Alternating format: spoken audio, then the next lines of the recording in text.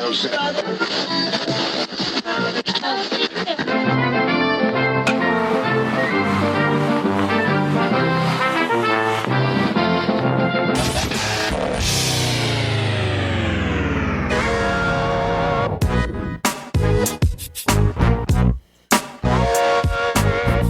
back to another episode of Sean and Eds Do Baseball. I'm Sean. And I'm Eds.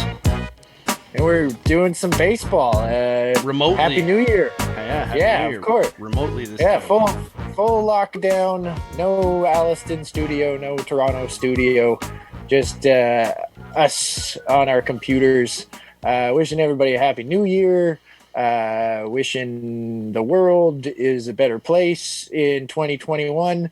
2020 wasn't our problem. We are our problem. We can solve it. Just don't be dicks. Okay, there's Sean soapboxing for the intro of the podcast. Welcome to our bi-weekly baseball history podcast. Yeah, I guess I could have got to all that stuff too. We are bi-weekly baseball history podcast where two friends share stories from baseball's past. That is correct. You can follow us on Twitter at Doing Baseball and on Instagram at Doing.Baseball. Find us on Spotify and Apple Podcasts. And, of course, thanks for listening. And thank you for encouraging your friends to listen if you've taken the time to do that. We appreciate it very much. Yeah, absolutely. Looking forward to a good year. I'm excited, Edsy. I think I looked at my phone and I had something like 92 story ideas. That doesn't necessarily mean they'll all pan out, but I'm like, fuck, we got a lot of story ideas. That's a lot more than me, I'll admit. I mean, I have a lot, don't get me wrong, but 92. Good for you, man. I mean, you should send some of those over here. I know. I started categorizing them by not, I guess, decades or eras or whatever, too. And whether it's about a player, about a team. Regardless, we're getting our shit together. We're looking really, really much forward to recording a lot this year. We're going to keep it every other week. We might toss in the odd shorty episode somewhere in the middle, but that's 26 episodes you can look forward to this year. And super stoked. This is episode 33, I believe. This is 32. So it's 33. You're right. It's 30. Okay, it's like 32. It's if 32. You don't count the Rube Waddell extra innings episode. No, the extra innings, those are their own thing. That doesn't count as an episode number. So you're sharing a story with me. I have no idea what you're about to tell me. I'm super excited about it. You got anything to preface this story? Not really. I don't have any hints. I guess like my intro to the story that I've written here sort of prefaces it a little bit, and I'll just start it now saying this might be a story that doesn't have too much length. It actually ended up being longer than I anticipated, but anyway, this one might be short and sweet. Now, that's a pun, okay? Yeah. And before I get into it, I want to ask you, Sean, if you have a sweet tooth. I do not. I'm not a big sweet tooth guy. No, I mean, I like dark chocolate. That's my jam. Okay, so does your palate, your slight palate for sweet flavors, ever crave the taste of the famous Tootsie Roll? Fuck no. Okay, I didn't think so. So I don't think many people, when they think of, oh yeah, my sweet tooth, I just keep chucking back the Tootsie Rolls every night. I know. So you wouldn't like to have 1 million Tootsie Rolls? No, that sounds like a nightmare. Okay. I don't remember the last time I ate a Tootsie Roll. I guarantee it was some dick that put it in my bag on Halloween, so I was probably like 11 or 12, maybe 13 last time I did that. So, because there's no way I'd buy it for myself, and I would disown my parents if they ever bought it to give children. That's extreme. Give two children. That's extreme. Yeah. But I have strong feelings. But I can attest to that. The Tootsie Roll was always the leftover candy that ended up thrown out at the end of my Halloween bag every year. And like every year you're like, I'll just give it a try just to see if it tastes good. And it never tastes good. It never. Yeah, maybe my palate has changed. Nope. Incorrect. Anyway, so you and I both are those who wouldn't enjoy 1 million Tootsie Rolls. But let me answer the question for you, that if someone did want to acquire a sack of the chocolate-flavored taffy-like candies enough to populate a city, how would they do it? Well, it's a matter of timing, Sean. All right. Okay? I have no idea where this is going. We're going in, and this is another food episode, buddy. Oh, fuck you.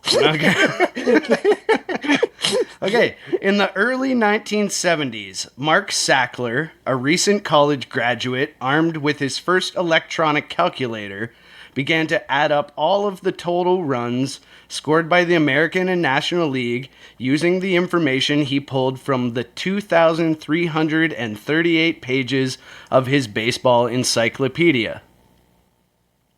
Wow. Yes, he found that someday in 1975 would be the one upon which the 1 millionth run in baseball history would be scored. So in 1975, he realized this was going to happen? Well, it's not clear here, but at some point in the 70s, he started doing the math and realized that the law of averages was, or the trend was showing that the run would probably have been scored in 1975. So he's like, holy shit, this is about to happen. Right. So after stumbling upon this golden nugget, Sackler sought out a promoter, and the two tried to sell their idea as a baseball celebration. At first, they tried to get McDonald's behind it, but Ray Kroc, who owned the San Diego Padres, was uninterested. Kroc had a sort of love-hate thing going with baseball.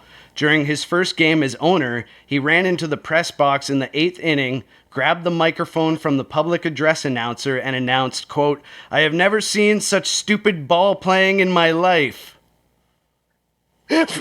What? Yeah, I did. The first game. Just imagine you're just in the stands like, who the hell's that? It's the McDonald's guy. It's Ronald McDonald himself. I've never seen such stupid... Did he know what baseball was before he bought the team? I assume not. It doesn't seem that way anyway. Okay, so McDonald's is out. Who's up next? The search was short. Enter Tootsie Roll. Tootsie Roll had been around since 1896. Leo Hirschfield sold the original can. Go ahead. It tastes like it was invented in 1896. Yes. Like, we haven't changed the recipe at all. It's still made in the same barrel that has some pig shit in it.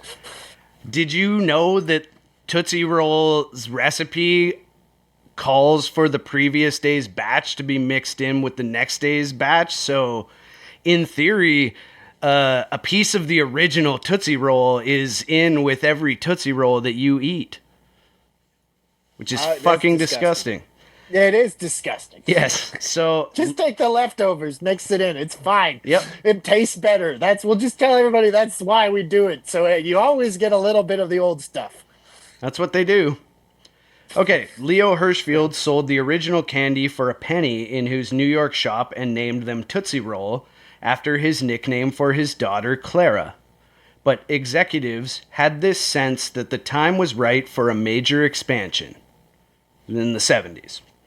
The company hired Stan Musial and held a contest for fans to guess who would score baseball's 1 millionth run. The winner of the contest would get 496 different prizes, which is the most arbitrary number and the most insane number of prizes I've ever heard. I don't know what all the prizes were, but anyway, there were 496 prizes if you, a fan, could correctly predict which player in the league would score the 1 millionth run. So it's the guy scoring the run, touching home plate. Yes. Not driving in the run. Right. All right. Right. So you could get, like, it could be your first at bat, you get hit by a pitch, and then Frank Robinson hits a triple, and you somehow do this. That's correct. All right. That's correct. So it's very tough to guess who the hell that's going to be. Right. Could be anybody. There was much at stake besides just a slice of oddball lore, publicity. A Seiko watch worth $1,000, a million pennies that would go to a baseball charity, which was $10,000. And at the time, the league minimum was $16,000. So just to kind of give you an idea. All right. All right. The lucky player would also receive 1 million Tootsie Rolls. The player would? The player.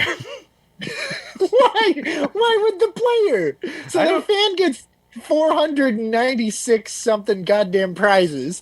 You give a million pennies, which is $10,000 to a charity, and then some random major league player is just going to get a dump truck of Tootsie Rolls backed up to his house. That's right, but I would argue, how do you know that one of the 496 prizes wasn't also 1 million Tootsie Rolls? Yeah, but because that like, it would probably be mentioned.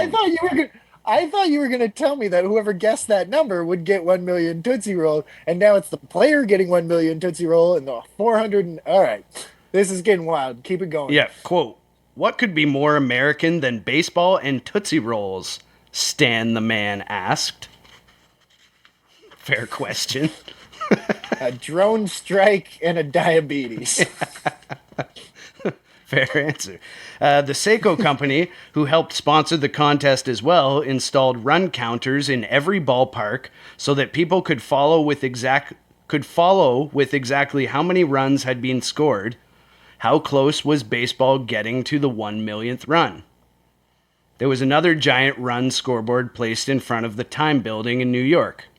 So it's a countrywide thing, and there's clocks that count up to the 1 million, and there's clocks that count down, this many runs until 1 million. Basically, it's the equivalent of nowadays it would just be a Twitter account that everyone would follow. That's right. But they just have it up all these cities and stuff counting down. That's right. It was probably very expensive to run this, and you'll kind of get an idea later on. The Yankees media relations director and later author Marty Apple said, quote, I think there was a level of interest in it that you might not expect. It somehow got people's interest. Folks were curious, recalls L. Gordon, now the chairman and CEO of Tootsie Roll Industries Incorporated, and the promotion generated lots of television and print coverage. Quote, we got a lot of attention out of it, and it just seemed to fit in with Tootsie Roll. Joe DiMaggio drummed up support for Tootsie Roll's backing by uttering this much-reported phrase when someone wondered why the candy company was involved. Quote, I ate my first Tootsie Roll when I was 6. I don't know how that really explains why Tootsie Roll is involved, but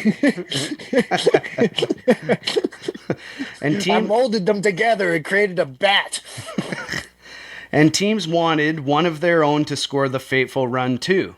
Quote, we were hoping it was us, Apple said.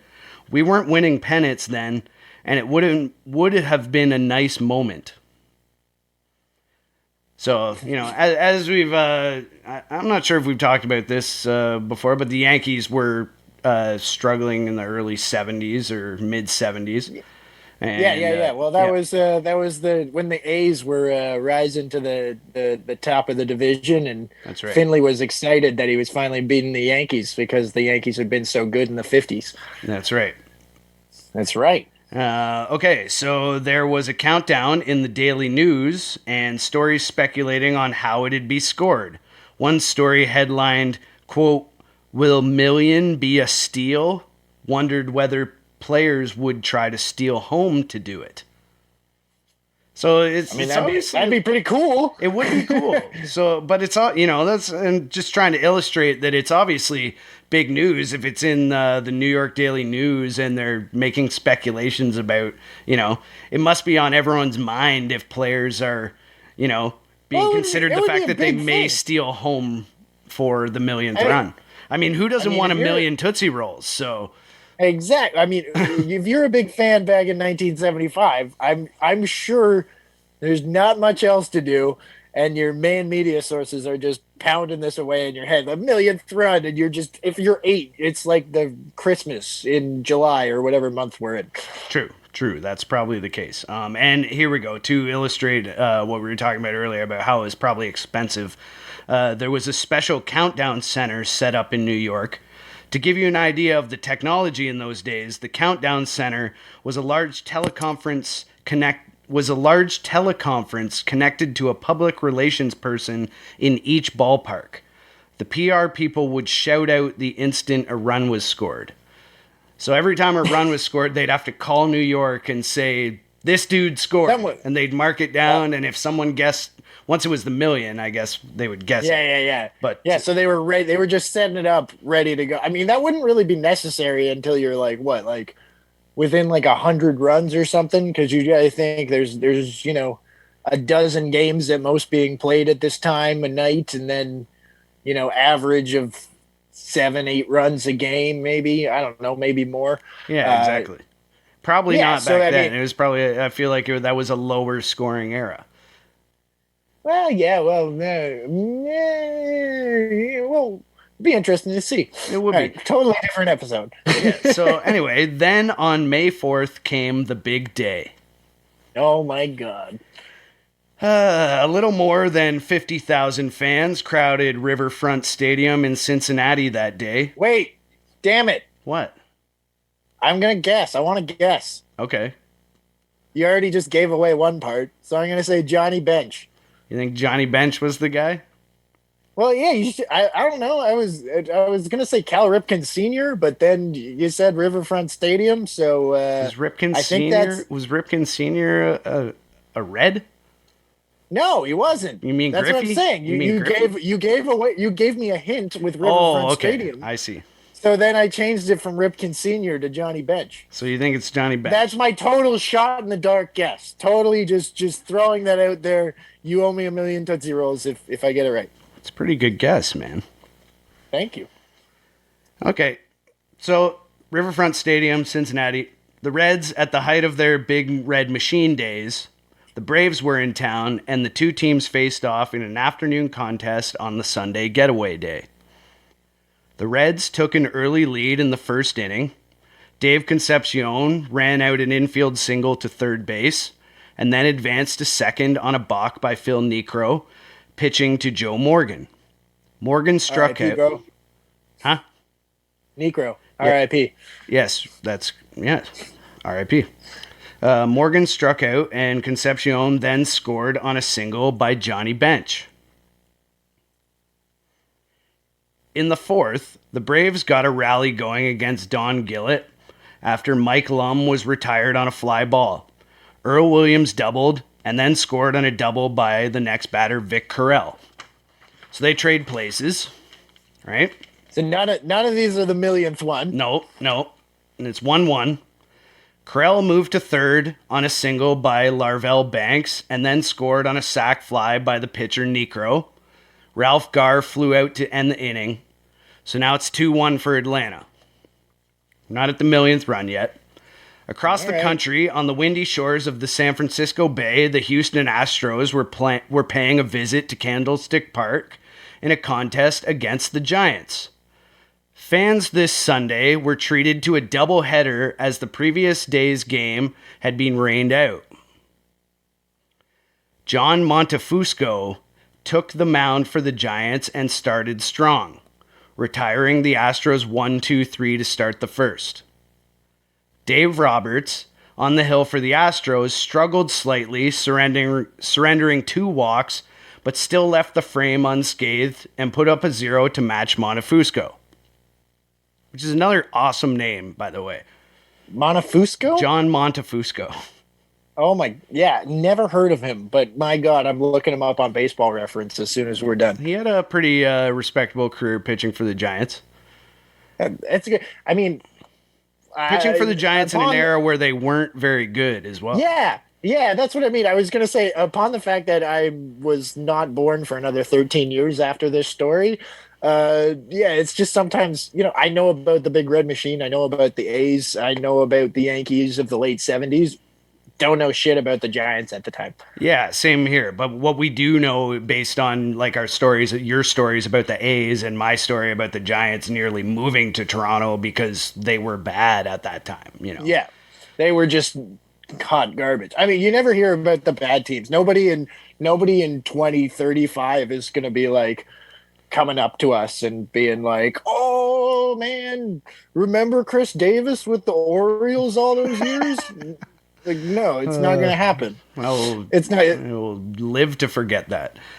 Yeah, or somebody's going to be like, "Hey, remember who am I? Starling Castro on the Miami Marlins in 2019?"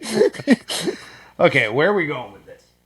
I don't know. I don't Let's know. go. Okay. I want this millionth run. I'm excited. Well, let's get back in here then. Back in Cincinnati, Necro found a groove and sat down. Sorry, Necro?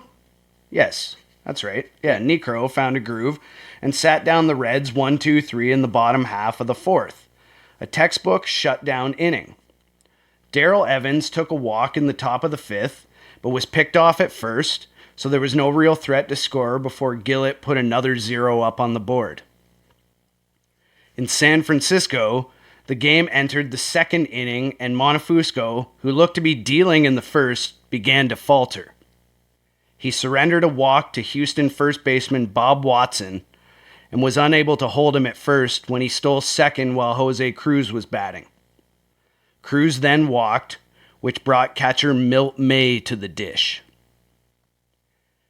Everyone at Riverfront in Ohio, everyone at Candlestick, and every baseball fan in the country that was paying attention for the matter saw the Seiko counter turn to 999,999. Or I suppose 1 on the countdown clocks. Yeah. Reds pitcher Don Gillett was hitting. Dave Concepcion did some quick math in his head. If Gillett would make a quick out, he would be on deck. Pete Rose was scheduled to hit in front of him. He needed Rose to make an out if he wanted to have a chance to score that millionth run.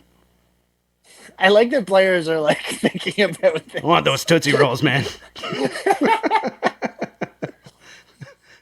And you'll see later on. It seems that Concepcion really wanted those. You know what? Those Tootsie Rolls. Necro retired Gillett and Pete Rose, both on ground balls, and now face Concepcion, looking to head back to the dugout with another 1-2-3 inning for his line. Concepcion's swinging out of his fucking shoes here. Let's go. Dave had visions of chocolate taffy dancing in his head, and he knew exactly what he had to do.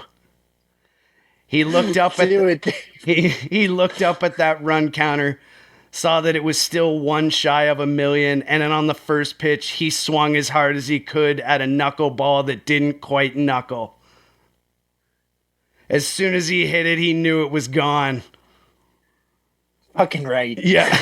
The crowd went absolutely crazy, and Concepcion then went into what was almost certainly the fastest home run trot in baseball history. Okay, I just want to point out here, I just pulled it up. This is 1975, right? Right. He hit 5 home runs that year. Yeah, I know. Yeah. I was like, Concepcion's not a power hitter. No. My God, I love it. I love it so much. Like, if he just swung all the time, yeah. Like if he was always swinging for $1 million Tootsie Rolls, he could have been the greatest power hitter of all time. Yeah, instead he just settled for, 5-time Gold Glove, 9-time All-Star, 2-time Silver Slugger, and All-Star MVP, not AL MVP. Yeah, no big deal. No big deal. The crowd went absolutely crazy, and Concepcion then went into what was almost certainly the fastest home run trot in baseball history. He absolutely sprinted around the bases with the cheers ringing in his head, the 10 grand already spent. I don't know if he realized that it was I don't know if he realized that it was going to a charity at this point. He's like, I can't wait. I just doubled my salary, man. He could taste those Tootsie Rolls. Quote, For my baby, he screamed out as he crossed home plate. For my baby. No. Like, what? You're a Major League Baseball player. Like, I guess you can afford the dentistry that it's going to cost. But, like, just buy him. The Reds players mobbed him. The Seiko scoreboard turned to 1 million. But not for Concepcion. Whoa! You did not just do that to me. Remember, in San Francisco, there are 2 men on base and Milt May is at the plate.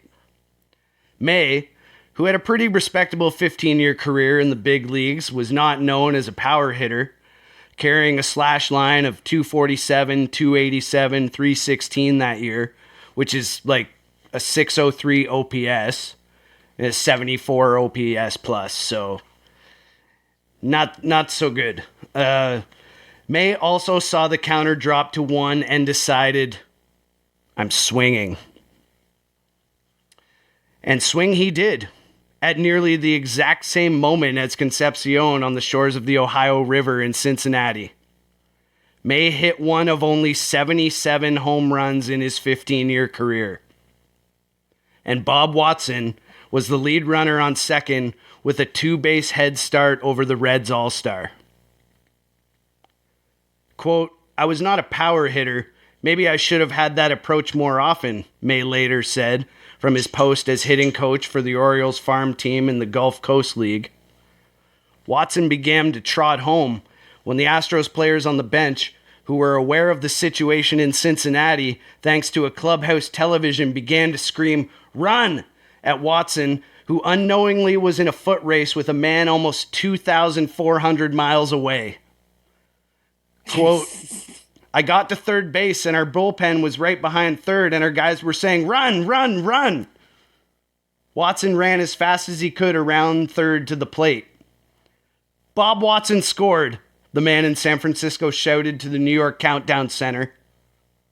4 seconds later, the Cincinnati man screamed, Dave Concepcion scored. There was brief chaos. The timing was clear. The Watson news had come first, but there had been a problem with the connection to Cincinnati. The line had gone dead for a few seconds, and nobody was sure if they had gotten the news on a slight delay. They replayed the tape. It was clear that Watson's name was said first. There was nothing to be done. Bob Watson had scored baseball's 1 millionth run. Quote, I think I beat Concepcion by like a second and a half, Watson recalled. Motherfucker. Concepcion wanted it. He took his glory. He hit that, like He mustered that from within. Yeah. But on the other hand, so did May. Quote, I was the 1,000,001, Concepcion says, laughing. Quote, I was flying around the bases, but I didn't have time to score before Bob. I think I missed by 8 yards. Still, Concepcion originally thought he had done it, and he says he and the Reds celebrated at the plate. Quote, then somebody said I came up short, he laments now. Just before those home run trots turned into sprints, both Chris Chambliss of the Yankees and the Twins' Rod Carew had a chance to score the 1,000,000th run, according to news reports, but both were thrown out at the plate. Whoa. Yeah. So he had 2 people thrown out at the plate at the same time that these home runs. Well, no, these weren't at the same time, but like they were just a little bit prior to this going on. Okay. These guys could have done it. I guess that makes sense. Yeah. It didn't have to be at the same time. It could have been minutes or hours earlier, as long as they were just sitting there. Well, obviously, it obviously wasn't hours. Yeah, it could have been. It would have been less than a minute. I'm sure, because So that's what I mean. Everyone around baseball, players included, obviously, were conscious of this, and that's what I'm saying. These 2 other guys that got thrown out at home plate were obviously trying.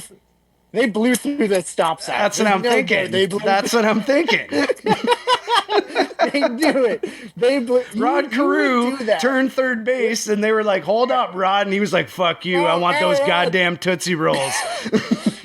Oh my God. Imagine how much of a letdown that would be. Not only do you just blow the stop sign, but you're like, it was so close. I could have got those chocolate candy flavored taffies. God damn it.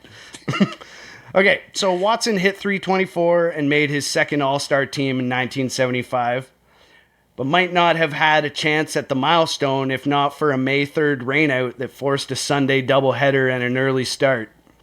Or if May hadn't seen the counter drop to 1 and decided, I'm swinging. Watson did not accept the Tootsie Rolls. What do you mean he didn't accept? Can you do that? Did he go to jail? It says right here on this card that he didn't. Watson did not accept the Tootsie Rolls, instead directing them to the Boy Scouts and Girl Scouts of America. He did not want his 4-year-old son and 2-year-old daughter to have that much candy. But the watch... Unlike Concepcion, who was like, my baby's gonna eat them all! Yeah, for my baby.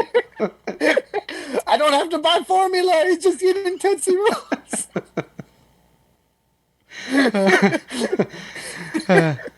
But the watch, solid platinum, is still a prized souvenir of Watson's terrific 19-year career. Quote, "It's still in my safety deposit box," Watson says. "I've never worn it. It came in a nice wooden box with a plaque on it. I would never sell it. It's one of a kind. As far as I'm concerned, when I leave the planet, my son or daughter, whichever wants it, I hope they keep it." That's so nice. I love that your cat is chiming in here, too. Can you hear him? Oh, I can hear. Everyone can hear him. What a son That's of a Daniel Day-Lewis, not the famous actor, the famous kitty. The famous cat actor. Okay. Here's a terrible quote. Quote, "I'm glad to hear he's a clean living athlete," Richard Harshman, vice president of marketing and sales at Tootsie Rolls, said. Quote, What the... quote, Why would you... Keep quoting. Quote. "We have to keep the image. Good for kids. Good for Tootsie Rolls. I know he's not blonde and blue-eyed, but he's my idea for an All-American." Was he black? He was black. Oh, God damn it. Just don't say anything about blonde and blue-eyed. Yeah, just shut the fuck up. You know? Just shut the fuck up. Just say, I'm glad he was a good guy. That's great. Don't need to go into like, well, I mean, it would have been nice if he was Aryan looking. Yeah, for fuck's sake. Maybe don't think those things. Don't think those things. Back in Cincinnati, Dave Concepcion told the press, quote, "Tell them to send me a Tootsie Roll anyway. I came so close." Man liked his Tootsie Rolls. Yeah. Watson, now 69, went on to a long career in the game, including a stint as Yankees general manager when he became the first African-American general manager to win a World Series title in 1996. He's now the vice president of the Baseball Assistance Team, the charity that helps former players. Watson said once, quote, "It wasn't one of my goals as a player. It's just something along the way that is a unique happening. I just happened to be in the right place at the right time."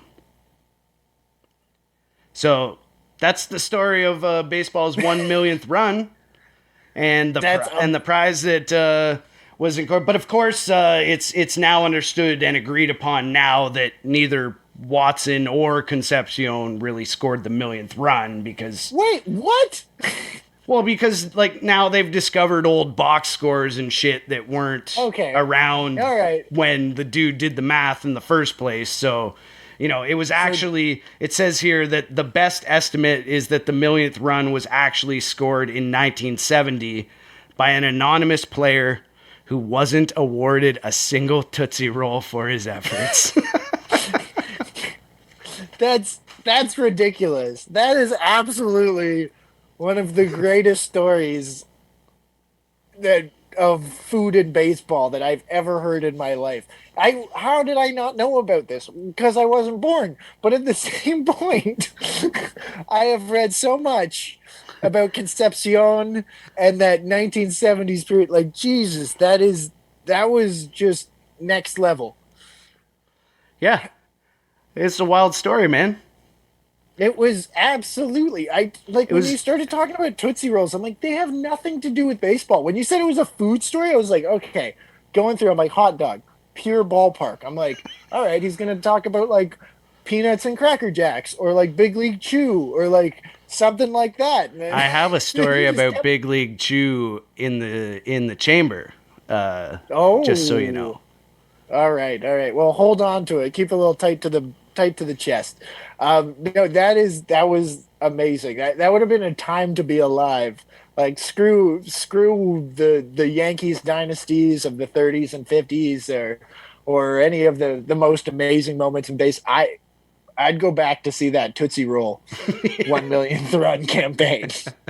That would have been fun. And you know what though? The thing is, like we take for granted our ability to watch several different games at the same time in this day Oh and yeah. age. And you think about back then, it's unlikely that both of those games were televised Yeah. at the same time, and Well, and it's definitely impossible that you'd be able to, if you were able to watch one, you wouldn't be able to watch the other. yeah, there's no way it would all be regional and maybe one was national, but that's it.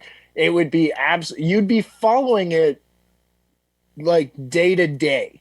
Like I Hmm. know we follow things second to second right now, and as you say, we take that for granted. We can get like, we have our MLB TV apps and stuff like that until they started blacking out Canada dicks. But you know what I mean? You had all that ability to literally watch like four games at once on one screen, and you could have another screen watching four games at once. And in 1975, there's one TV in every house. It Hmm. costs $1 million. You're rich if you have it, especially if it's in color. And you have like four stations, and those four stations are all local or very national. So Yeah. that's just, I it mean, would I have been, was thinking imagine like if, there could be a chance that the Reds game would be a national broadcast, but I'm yeah. not even sure. But sorry to interrupt your point there. No, I was going to say, like, imagine if it happened nowadays, though. Like, nowadays, it would be like, we would know for sure, like, second to second. And there would be a whole thing about, like, how many seconds in between the runs scored and stuff like that. Hmm. The vagary of just like, well, he called me first. Well, Like, here's a fun fact before we get out of here, before we plug the social medias again and get out of here. But yeah. the research I was doing, and I should look into it further, and I will, but the research that I was doing, some of the articles I was reading, was showing that the 2 millionth run was predicted to be at some point in 2020. And What? I don't remember hearing anything about it, Have you called Tootsie Roll? so I'm no, but what I'm guessing is that maybe it didn't happen because it was a shortened season. So maybe There's no 2021 way it is happened. the year that the Call two Tootsie millionth Roll. run happens. Stop talking to me and call Tootsie Roll. Get yourself I don't want 496 it. I don't want prizes. it. 490. Yeah. Okay, let's predict who it'll be right now. Oh shit. Oh, I'm gonna go really weird. Give me a sec. All right. Do you have one off the top of your head?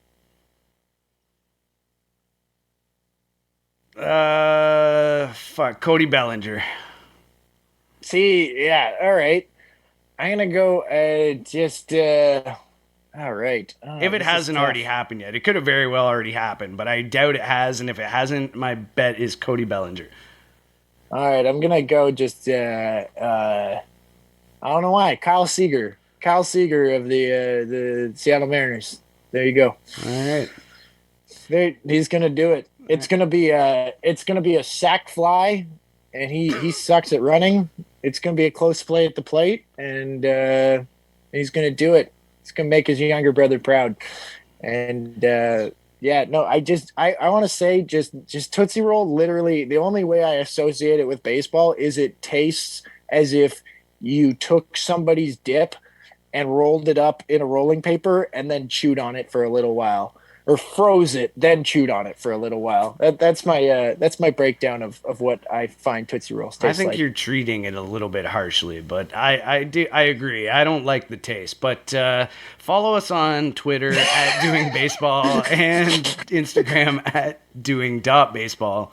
You can tune in next time and hear me bash cherished penny candy again. Yes. So until next time, I'm Sean. and I'm Eds. And and we were doing baseball. Okay. That was a great episode. Yeah. All right. Okay, Later, bye. everybody.